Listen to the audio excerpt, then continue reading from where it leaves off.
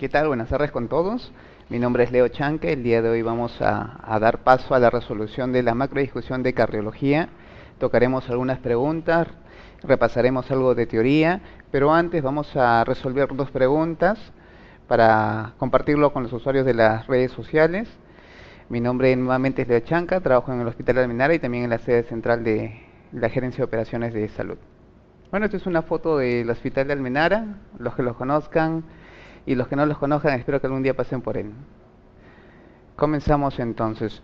Paciente de 72 años con antecedentes de hipertensión, presenta disminución de fuerza muscular en hemicuerpo izquierdo a predominio de miembro inferior proximal con relajación de esfínteres. ¿Cuál es el diagnóstico? Tenemos un paciente mayor hipertenso, pero que está presentando ¿qué cosa? Un SB, ¿cierto, no? Tiene hemiparesia, tiene relajación de esfínteres. A ver, con respecto a los SBs hay que tener en cuenta de que estos pueden ser de causa aterotrombótica, ¿no? O cardioembólica. Muy bien. Dentro de los isquémicos también van a estar los hemorrágicos, puede estar también de causa de trombosis cerebral. Ahora bien, dentro de los SBs isquémicos hay que recordar que si la afectación del cuerpo, hablando motormente, es derecha, la lesión cerebral es al contrario, izquierda, ¿no? Muy bien. Entonces, analicemos todo ello. Disminución en mi cuerpo izquierdo. ¿Quién está afectado? El lado derecho, entonces, en la cabeza, ¿no? Muy bien. Hay predominio de afectación de miembro inferior proximal. ¿Eso qué es? ¿Cerebral anterior, medio, posterior? Eso es cerebral anterior. Muy bien. Relajación de esfínteres. ¿Qué es eso? Cerebral anterior. Muy bien. Busquemos entonces dentro de las alternativas cuál vendría a ser. Alternativa A, isquemia en territorio de la arteria cerebral anterior derecha. Sí, esa es la clave. Muy bien. Isquemia en el territorio vértebro-basilar, no, el territorio vértebro-basilar hace más referencia a lesiones del lóbulo occipital, ¿no? Sobre todo con la cerebral posterior, hay que recordar ahí la formación del polígono de Willis. Pero vamos a resolverlas, pues. Dentro de las mismas tenemos acá algunas imágenes, tenemos resonancias, tanto en cortes axiales como en cortes coronales, podemos ver cómo hay una distribución. Esta, en la cual se encuentra el cursor, con el número 1 de color azul viene a ser territorio de la arteria cerebral anterior. La de color verde oscuro viene a ser cerebral media. La de color más o menos amarillo, mostaza, que tiene el número 3, viene a ser de la cerebral posterior. Ojo, allí entre la cerebral posterior y el territorio de la cerebral media tenemos dos afluentes, la coroidea y las lentículo estriadas, ¿ok? Las arterias coroidea y las lentículas estriadas. Para ello vamos a ver aquí otro esquema en el cual se puede diagramar mucho mejor cuál vendría a ser el territorio específico de la arteria coroidea, tanto la anterior y la posterior, y de las lentículo estriadas. ¿Ok? Perfecto. Vamos a ver esta imagen. Acá hay un ejemplo, tenemos un SB. ¿Qué SB es este? ¿Es isquémico, hemorrágico? ¿Qué es? Primero, esta es una tomografía, esta ya no es una resonancia, la dos de arriba es una resonancia, ¿ok? La de abajo es una tomografía. En esta tomografía no vemos que hay captación de los vasos periféricos ni de las meninges, entonces es una tomografía axial computarizada sin contraste. Entonces, ¿por qué se ve esta zona hiperdensa si no hay contraste? ¿Por qué sangrado? Pues entonces esto es un ictus o un SB hemorrágico. Muy bien, probablemente en un paciente con una hipertensión. ¿A predominio de dónde? Del territorio de la arteria cerebral media derecha. Muy bien, hay disrupción ventricular derecha con desplazamiento leve y también con edema pericircundante. Muy bien, pasemos a otra diapositiva. En esta diapositiva, antes de hablar de las características de cada una de las lesiones según el vaso afectado, vamos a recordar cómo es el polígono de Willis. ¿Recuerdan? Que tiene un componente que viene a partir de la arteria carótida y que tiene un componente del territorio vértebro-basilar. Estas dos arterias, ¿cuáles son? Vienen a ser las espinales. Las dos espinales confluyen para formar, perdón, las dos vertebrales confluyen para formar la basilar, ¿no? Vamos a tener acá una cerebelosa inferior, una cerebelosa posterior, y el último afluente de esta basilar para poder ingresar al polígono de Willis se llama la cerebral posterior. Cerebral posterior, cerebral posterior. Y este vasito que nace, que está junto con el cursor, se llama comunicante posterior. Muy bien, aquí viene la arteria carótida, la carótida interna, y da algunas ramas. Esta rama hacia adelante se llama arteria cerebral anterior. cerebral anterior derecha-izquierda, y la que las une es la comunicante anterior. Y esta que se va hacia arriba, que no forma parte del polígono de Willis, ojo, la cerebral media no forma parte del polígono de Willis, nace también de la arteria carótida interna, la cerebral media. ¿Cuál de estos vasos tiene mayor recorrido, o cuál de los vasos sanguíneos de los siguientes, cerebral anterior, medio o posterior, tiene mayor territorio? La cerebral media, ¿ok? Otra pregunta que les pueden hacer con respecto a este esquema es: ¿en qué zona se presentan más frecuentemente los aneurismas cerebrales? Muy bien, si no se acuerdan, les he puesto aquí unos números. Miren, 1, 2 y 3. La más frecuente, en comunicante anterior. La que sigue, cerebral media.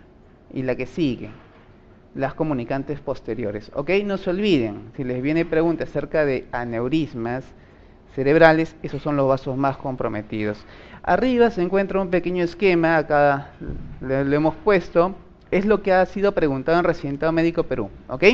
Cerebral anterior, quizás la manera más fácil de recordarle es que vayan a presentar dentro del enunciado relajación de esfínteres, aquí se lo hemos puesto, ¿ok? Incontinencia urinaria o fecal. Paciente mayor con labilidad emocional, con incontinencia, que luego tiene algún tipo de compromiso motor, debería de ser cerebral anterior, sobre todo si es que el compromiso es de miembros inferiores. Algunas veces ha sido preguntada como la afectación visual. ¿Cuál podría ser esta? Cuadrantonopsias. En el caso de la cerebral media es mucho más motora, cursa con hemiplegia, hemiparesias, trastorno de comunicación, afasia, ya sea esta transcortical, motora, sensitiva, etc. Y si viene la pregunta por el componente o por alteración visual, es una hemianopsia homónima. Y en el caso de la cerebral posterior es más fácil, ceguera cortical debería de venir en el enunciado para poder nosotros marcar con seguridad de que el compromiso es de la cerebral posterior. ¿Ok? Sigamos entonces con la pregunta. ¿Qué arterias forman el polígono de Willis entonces? Cerebral posterior, comunicante posterior, cerebral anterior y comunicante anterior. Ubicación más frecuente del aneurisma cerebral, comunicante anterior. Esta es una imagen del homúnculo de Penfield. Es bastante bonito para poder recordarlo, porque existe un compromiso del miembro inferior cuando hay una afectación de la arteria cerebral anterior. ¿Ven? Miren, muy bonito este corte coronal. Recuerdan que en esta zona azul se encontraba la afectación por parte de la irrigación de la cerebral anterior. Miren, ¿quién se encuentra acá en el homúnculo de Penfield? Pierna, ¿no? Pierna, miembro inferior, pierna, muslo. Entonces, es por eso de que el compromiso de ESBs isquémicos o hemorrágicos que afecten a la arteria cerebral anterior y sus territorios cursan pues con afectación de miembros inferiores, ¿ya? No se olviden de eso. La fisiopatología, bueno, es bastante sencilla. Al haber ya sea un ESB isquémico o un ESB hemorrágico, el flujo sanguíneo no va a llegar a las células, pues no. En consecuencia, va a haber una obstrucción de este flujo sanguíneo.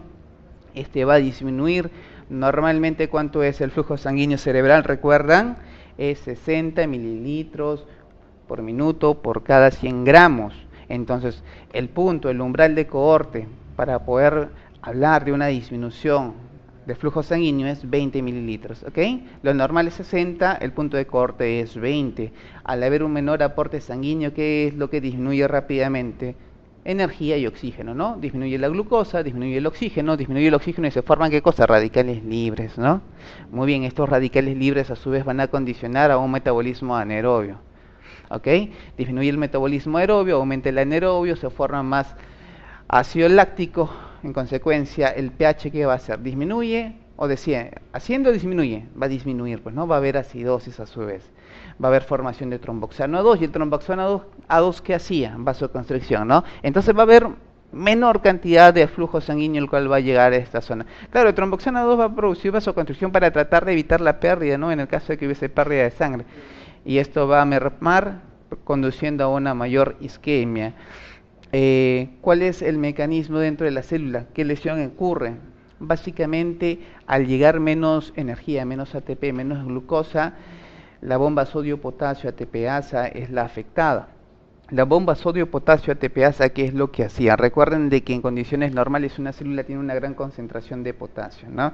Y el potasio, ¿qué hace en condiciones normales? Trata de salir. Entonces la bomba sodio-potasio ATPasa ingresa nuevamente potasio y elimina sodio. Al no funcionar esta, ¿ok?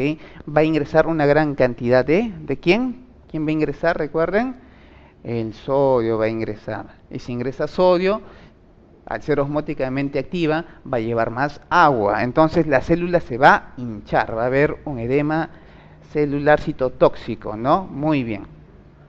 Y este va a ser hasta tal punto de que lleva a la apoptosis celular, y bueno, y luego se promueve en cuestión de horas el edema vasogénico, ¿no? El edema vasogénico tiene la característica de ser digitiforme, a manera de dedos, lo van a poder ver así en las tomografías, sobre todo en las resonancias, ¿ok? Y todo ello sigue aumentando el metabolismo de calcio, produciendo a su vez lipólisis y proteólisis. Muy bien. A ver, bueno, y es así como se forma el edema cerebral. Los eventos cerebrovasculares, los SVs, o si gustan stroke, ictus, ACVs, lo podemos dividir en tres grandes brazos. Trombosis venosa es lo menos frecuente, menos del 5%. Lo más frecuente es SVs isquémicos, casi el 80%, y los SV hemorrágicos, casi el 20%. Hablaremos del hemorrágico, puede ser intraparenquimatoso o subaracnoideo. Dentro de los isquémicos puede ser aterotrombótico, cardioembólico y lacunar. El lacunar porque es que se caracteriza por el tamaño de las lesiones, menor de 15 milímetros. El embólico o el cardioembólico, ¿qué patología está más frecuentemente ligada? Fibrilación auricular, pues, ¿no? Y en el caso del trombótico, cualquier tipo de condición inflamatoria crónica sistémica, algo conocido como inflammation. ¿Quién me podría causar eso? Disfunción endotelial. ¿Y quién me puede causar a su vez disfunción endotelial? Muchas patologías, sobre todo las crónicas, neoplasias, diabetes, ¿okay? Enfermedades de tejido conectivo, VIH, el uso de alcohol, anticonceptivos orales, ¿ok? ¿Cuál es el tratamiento? Sobre todo en los SVs isquémicos. Trombolisis es que se encuentra dentro de las primeras 4.5 horas. ¿Con qué medicamento? Con algo que se llama alteplase. Podemos usar también tenecteplase, pero sobre todo alteplase. La dosis está escrita en esta pequeña diapositiva, 0.9 miligramos por kilogramo de peso, dosis carga, y posterior a ello 0.81 miligramos por kilogramo en una infección durante 60 minutos, pero evaluando algo que se conoce como escala de Nice. ¿Ok? Eso lo van a ver en el segmento de neurología.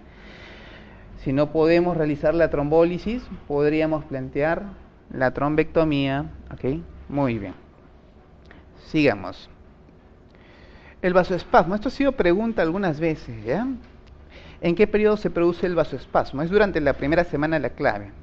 Pero si nos ponen rangos es entre el cuarto al 10º día, algunas veces entre el 7º y 10º día.